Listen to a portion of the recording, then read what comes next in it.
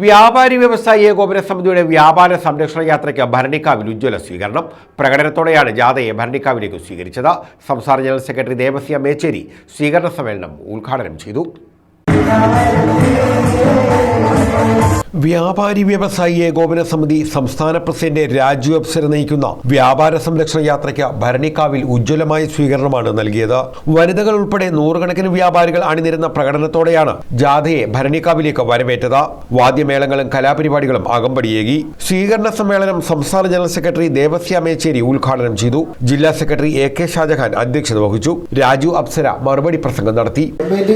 അതിന് തയ്യാറാണ്. ഇപ്പോൾ രാജ്യം ഭരിക്കുന്നവരും രാഷ്ട്രീയ പാർട്ടികളും ബഹുഭൂരിപക്ഷവും കോർപ്പറേറ്റുകളുടെ ഫണ്ട് കൊണ്ടാണ് അവർ രാഷ്ട്രീയ പ്രവർത്തനം നടത്തുന്നത്. നാം ഓരോ വർഷവും രാഷ്ട്രീയ പാർട്ടിയുടെ സംഭാവന ഓരോ കോർപ്പറേറ്റും കൊടുക്കുന്ന സംഭാവന പരിശോധിച്ചാൽ അവരുടെ രാഷ്ട്രീയ പാർട്ടിയുടെ പാർലമെന്റിന്റെ അംഗസംഖ്യയ്ക്ക് ആനുപാതികമായിട്ടാണ് കോർപ്പറേറ്റുകൾ ഇവർക്ക് സംഭാവന കൊടുക്കുന്നത്. അപ്പൊ ഇവരുടെയൊക്കെ സഹായത്തോടു കൂടിയാണ് രാജ്യത്തെ ചെറുകിട മേഖല തകർക്കുന്നത്. എന്താണ് സംഭവിക്കുന്നത്? രാജ്യത്തെ കേന്ദ്ര ഗവൺമെന്റ് പഠന റിപ്പോർട്ട് അനുസരിച്ച് നമ്മുടെ രാജ്യത്ത് 4 കോടി സംരംഭകരാണുള്ളത്. ഈ 4 കോടി സംരംഭകരിൽ അവർക്കുള്ള തൊഴിലാളികൾ 16 കോടി ആളുകളുണ്ട്. ഇപ്പൊ 20 കോടി കുടുംബങ്ങളുടെ ഉപജീവന മാർഗമാണ് ഈ ചെറുകിട മേഖല.